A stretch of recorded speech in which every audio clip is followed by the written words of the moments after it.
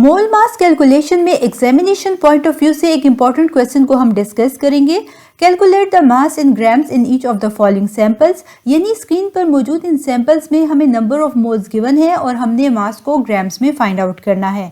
First है हमारे पास 1.2 moles of potassium, 75 moles of hydrogen, 0.25 moles of steam, 1.05 moles of hydrated copper sulphate, 0.15 moles of sulphuric acid.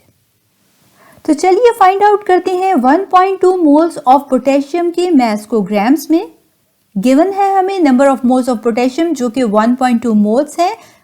Potassium जिसका atomic mass हमारे पास 39 AMU है और हम जानते हैं कि जब कभी किसी एटम के मास को एक्सप्रेस किया जाता है ग्राम्स में तो ये इक्वल हो जाता है 1 मोल के। तो 1 मोल ऑफ पोटेशियम इक्वल होता है 39 ग्राम्स के। फाइंड आउट हमने करना है कि 1.2 मोल्स ऑफ पोटेशियम कितने ग्राम्स के इक्वल होगा। तो चलिए फाइंड आउट करते हैं 1.2 मोल्स ऑफ पोटेशियम का मास ग्राम्स में। पोटेशियम जिसका एटॉमिक मास 39 है, जब इसे ग्राम्स में एक्सप्रेस किया जाएगा तो ये इक्वल हो जाएगा 1 मोल के। 1 मोल ऑफ पोटेशियम इक्वल होता है 39 ग्राम्स के। फाइंड आउट हमने करना है कि 1.2 मोल्स ऑफ पोटेशियम कितने की इक्वल होगा। इसके लिए सिंपली हम क्रॉस मल्टीप्लिकेशन कर देंगे। 39 ग्राम्स को हम मल्टीप्लाई कर देंगे 1.2 मोल्स से। जैसे कि आप देख सकते हैं कि 39 grams into 1.2 moles divided by 1 मोल। इस तरह से क्रॉस मल्टीप्लिकेशन के रिजल्ट में हमारे पास आ गया 39 grams into 1.2 mole divided by 1 मोल। यहाँ पर हमारे पास मोल मोल से कैंसिल हो जाएगा और एज अ रिजल्ट हमारे पास आंसर आ जाएगा 46.8 ग्राम्स। 1.2 मोल्स ऑफ पोटेशियम का मास इन ग्राम्स इक्वल होता है 46.8 ग्राम्स के। नेक्स्ट हम फाइंड आउट करेंगे 75 मोल्स ऑफ हाइड्रोजन के मास को ग्राम्स में। मोलर मास ऑफ हाइड्रोजन क्योंकि यहाँ पर हमारे पास 2 एटम्स ऑफ हाइड्रोजन मौजूद हैं, यही वजह है कि एटॉमिक मास ऑफ हाइड्रोजन 1 को हमने मल्टीप्लाई किया 2 से, इक्वल हो गया हमारे पास 2 के। हमारे पास 1 मोल ऑफ हाइड्रोजन जो कि इक्वल होता है 2 ग्राम्स के। फाइंड आउट हमने करना है कि 75 मोल्स ऑफ हाइड्रोजन कितने ग्राम्स के इक्वल होगा। सिंपली इसके लिए हम क्रॉस मल्टीप्लिकेशन कर देंगे। 2 grams into 75 moles divided by 1 मोल। यहाँ पर मोल्स से कैंसिल हो गया। इस तरह से 2 ग्राम्स इंटू 75 इक्वल हो जाता है 150 ग्राम्स के। नेक्स्ट हमने फाइंड आउट करना है 0.25 मोल्स ऑफ स्टीम यानी वाटर के मास को ग्राम्स में। इसके लिए सबसे पहले हम मोलर मास ऑफ वाटर को फाइंड आउट करेंगे। हाइड्रोजन जिसका एटॉमिक मास हमारे पास 1 है, क्योंकि यहाँ पर 2 हाइड्रोजन के एटम्स मौजूद हैं, यही वजह है कि एटॉमिक मास ऑफ हाइड्रोजन 1 के साथ हमने 2 को मल्टीप्लाई किया। प्लस ऑक्सीजन का एटॉमिक मास 16 है और ये इक्वल हो जाता है 18 के। 1 मोल ऑफ वाटर इक्वल होता है हमारे पास 18 ग्राम्स के। फाइंड आउट हमने करना है कि 0.25 मोल्स ऑफ वाटर हमारे पास कितने ग्राम्स के इक्वल होगा। सिंपली इसके लिए हम क्रॉस मल्टीप्लिकेशन कर देंगे।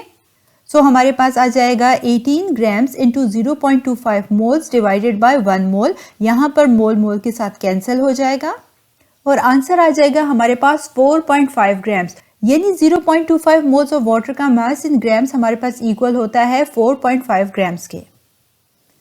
नेक्स्ट हम फाइंड आउट करेंगे 1.05 moles of hydrated copper sulphate का मास इन ग्राम्स। इसके लिए सबसे पहले हमने molar mass of hydrated copper sulphate को फाइंड आउट करना है।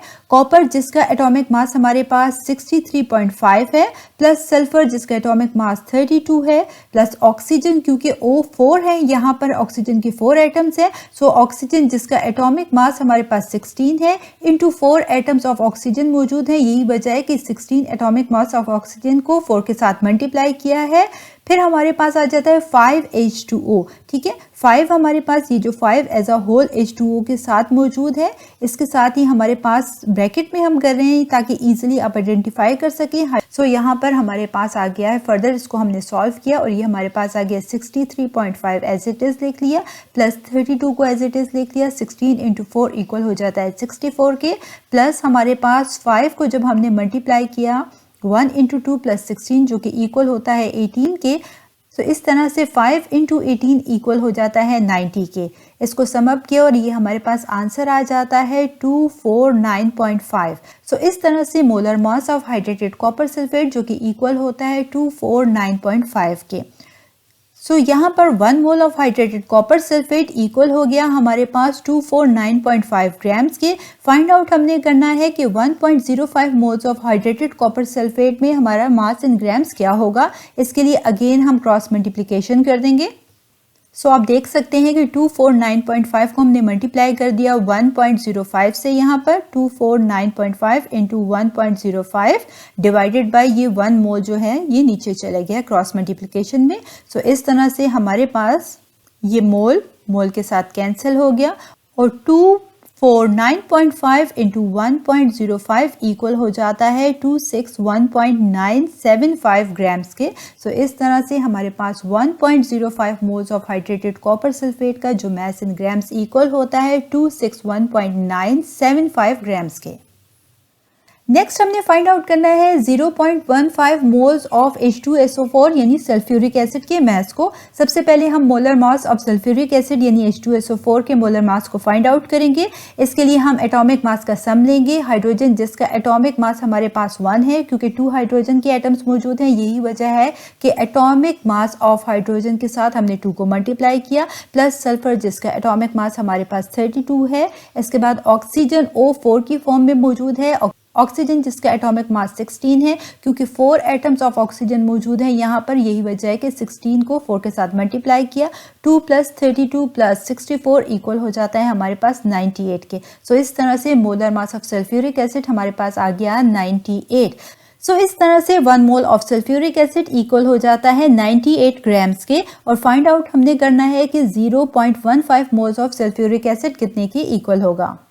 अगेन सिंपली हमने यहाँ पर क्रॉस मल्टीप्लिकेशन कर देनी है। 98 ग्राम्स को हमने मल्टीप्लाई कर दिया 0.15 मोल्स से। जैसे कि आप देख सकते हैं कि 98 ग्राम्स इंटू 0.15 मोल्स के साथ हमने मल्टीप्लाई कर लिया और यहाँ पर हमारे पास 1 मोल ऑफ सल्फ्यूरिक एसिड आ गया। मोल को मोल के साथ कैंसिल कर दिया और इस तरह से 98 ग्राम्स इंटू 0.15 इक्वल हो जाता है 14.7 ग्राम्स के, यानी कि 0.15 मोल्स ऑफ सल्फ्यूरिक एसिड का मास इन ग्राम्स इक्वल होता है 14.7 ग्राम्स के।